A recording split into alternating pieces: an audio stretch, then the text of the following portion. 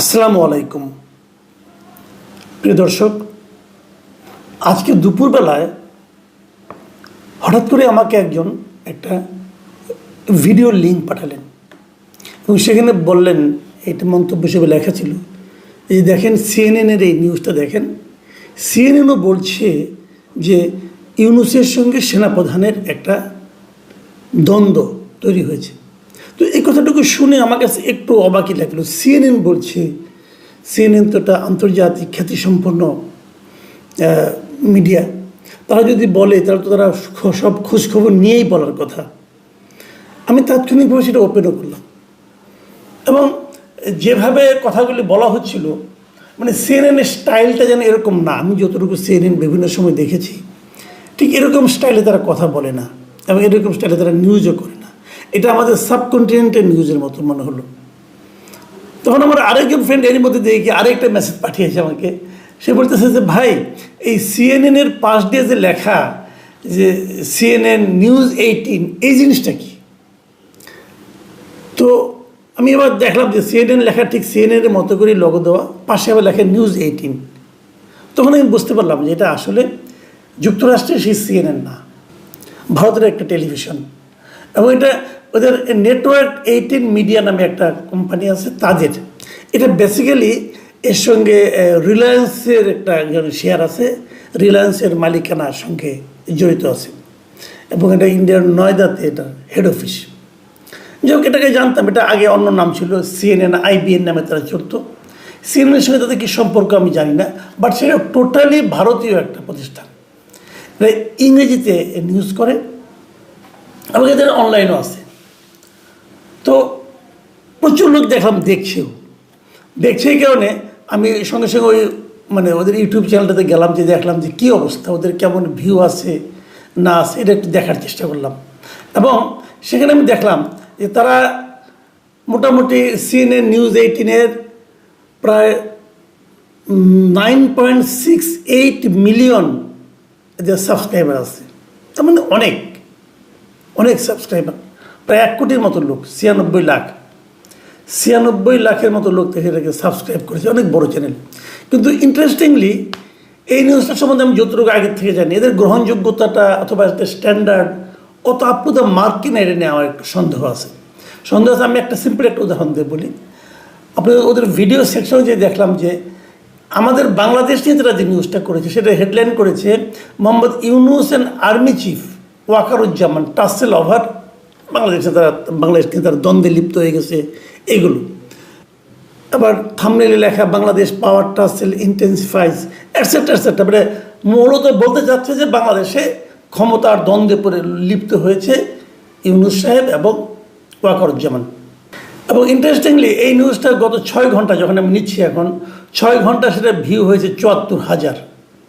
এবং আমি ওখান থেকে র্যান্ডমলি ওখান থেকে বেশ 8টা ওই সঙ্গে ওই স্কোয়ার থেকে 8টা আমি ভিডিও দেখলাম।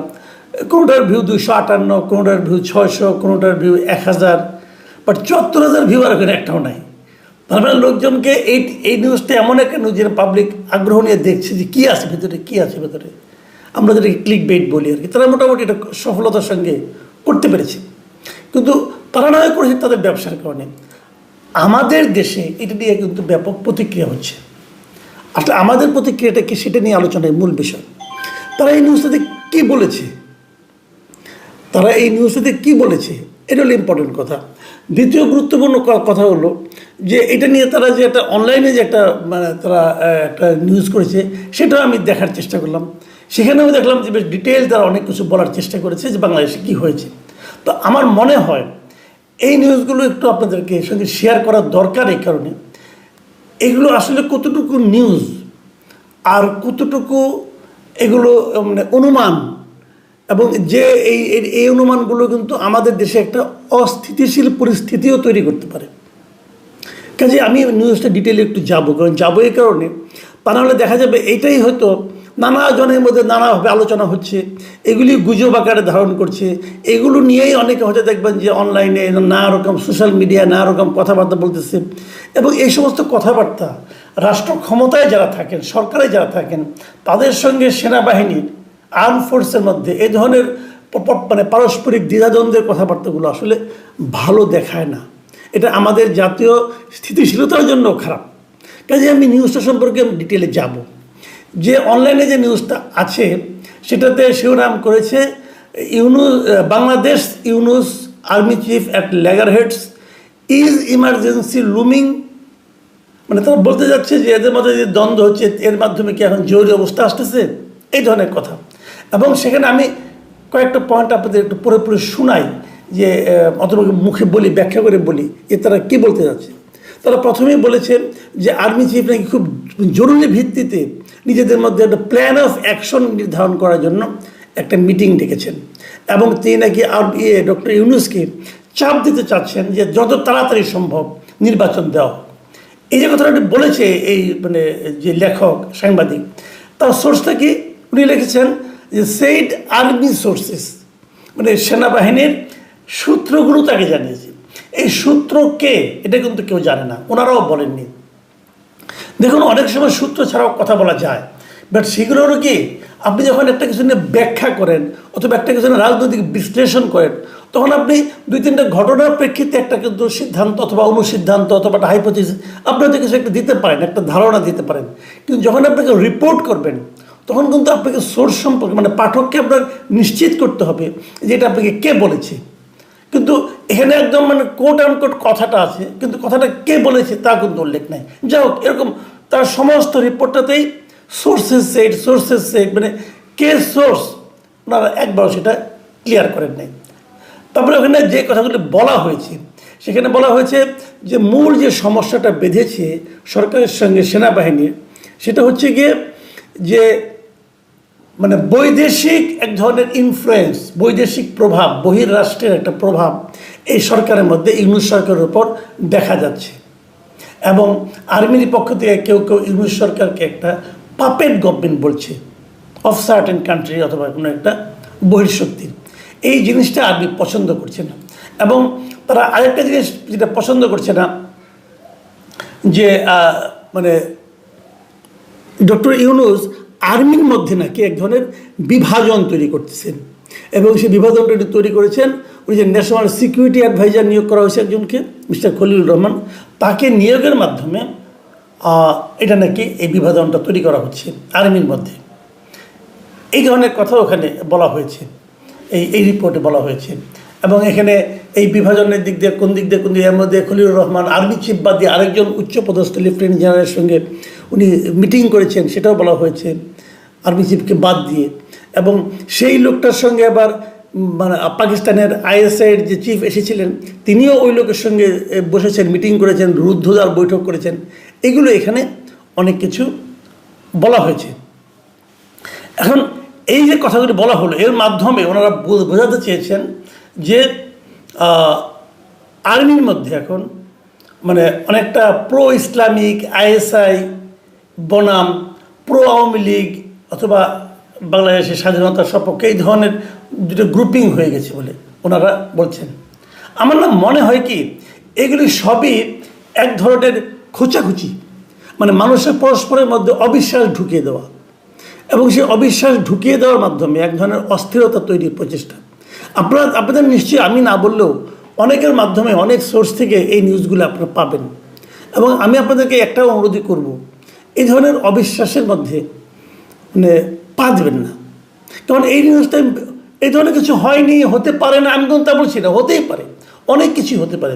কিন্তু সেই জিনিসগুলো একটা বিদেশি পত্রিকা সব জেনে যাবে এবং বাংলাদেশের সোর্সগুলো বিদেশি পত্রিকাকে বলবে, কী ভরসায় বলবে, এটা আমার কাছে না ক্লিয়ার না। তবে এরা যেটা করে বেসিক্যালি এই সমস্ত ইয়েরা, সেটা হলো কি আমরা যখন একটা মানে মানে একটা অস্থিরতা তৈরি করি, আমরা যখন একটা অবিশ্বাসের মতো অথবা পরস্পরকে সন্দেহ করার মতো যখন একটা বাস্তবতা আমরা ক্রিয়েট করি, তৈরি করি, তখন কিন্তু সেখানে অনেকে ঢুকে পড়ার চেষ্টা করে। এটাই স্বাভাবিক। আপনি যদি মানে এক ধরনের সন্দেহ তৈরি করেন, এক ধরনের ঢাক গুড়গুড় বাস্তবতা তৈরি করেন, সেখানে কিন্তু অনেকে ঢুকে যায়। এবং এই রিপোর্টটাতে এমনও বলা হয়েছে যে আর্মি চিফ নাকি মানে বিভিন্ন রাজনৈতিক দলের শীর্ষ পর্যায়ের নেতৃবৃন্দের সঙ্গে বসেছেন এবং বসে নাকি কথা বলেছেন যে কিভাবে তাড়াতাড়ি নির্বাচনটা দেওয়া যায় এবং তাড়াতাড়ি নির্বাচনের জন্য কিভাবে সরকারের উপর চাপ প্রয়োগ করা যায়, এই ধরনের কথাও এই রিপোর্টে কিন্তু আছে। তো আমি যেটা বলে শেষ করতে চাই সেটা হলো এই ধরনের রিপোর্ট কিন্তু হতে থাকবে, আমাদের মধ্যে এক ধরনের অস্থিরতা তৈরি করার জন্য হতে থাকবে, অথবা এই সমস্ত রিপোর্টের যে কথাগুলো বলা হয়েছে সেগুলো হয়তো কিছুটা বাস্তবতা আছেও, এরকম বাস্তবতা সব সময় থাকে, সব দেশেই থাকে, কিন্তু সেগুলোকে নিয়ে এরকম সোর্সকে আড়ালে রেখে এবং কোনো একটা বক্তব্যে কিন্তু কোনো সোর্স আমি পেলাম না, এইভাবে রিপোর্ট করে ভিডিও করে সেই জিনিসটাকে মানুষের মধ্যে ছড়িয়ে দেওয়ার যে চেষ্টা, প্রবণতা, এটা আমার কাছে না সাংবাদিকতার দৃষ্টিতে খুব একটা ভালো মনে হয়নি। আমরা এর আগে শুনেছিলাম যে ভারতের বিভিন্ন গণমাধ্যম আমাদের অনেক কিছু নিয়ে নানা ধরনের কথাবার্তা বলেন এবং সেগুলি খুবই নিম্নরুচির গণমাধ্যম ছিল, যেমন রিপাবলিক টিভি একটা ছিল, এটা কেউ দেখে বলে মনে হয় না, এটা মানে জোকারের মতো আচরণ করে এক ভদ্রলোক আছে এখানে, তো সেটা এক ধরনের ব্যাপার। কিন্তু এটা তো একটু মনে হয় গুরুত্বপূর্ণ গণমাধ্যম, এটা একদম একেবারে যে বাতিল গণমাধ্যম তা কিন্তু নয়। প্রায় 96 লাখের মতো এর সাবস্ক্রাইবার আছে ইউটিউব চ্যানেলের, একদম কিন্তু বাতিল গণমাধ্যম না। তো তাদের কাছ থেকে আমরা মনে করেন আরেকটু সাংবাদিকতার ক্ষেত্রে মানে এমন কিছু আশা করি যা নাকি তার প্রতিবেশী দেশের মধ্যে এক ধরনের অস্থিরতা তৈরি না করে। তারপরও মাথায় রাখুন এই ধরনের নিউজ, যেমন আমি শুরুতে বিভ্রান্ত হয়েছিলাম যে CNN, কিন্তু পরে দেখলাম না, এটা CNN না, CNN নিউজ 18। CNN এবং CNN নিউজ 18-এর মধ্যে যোজন যোজন দূরত্ব, অবস্থানগত দূরত্ব, পলিসির দিক দিয়ে দূরত্ব এবং প্রফেশনালিজমের দিক দিয়েও দূরত্ব। কিন্তু সেটাকে সেভাবে বিবেচনা করলে আমার মনে হয় বিভ্রান্ত হওয়ার সম্ভাবনা কম থাকবে। প্রিয় দর্শক, এখন এ পর্যন্তই। আল্লাহ হাফেজ।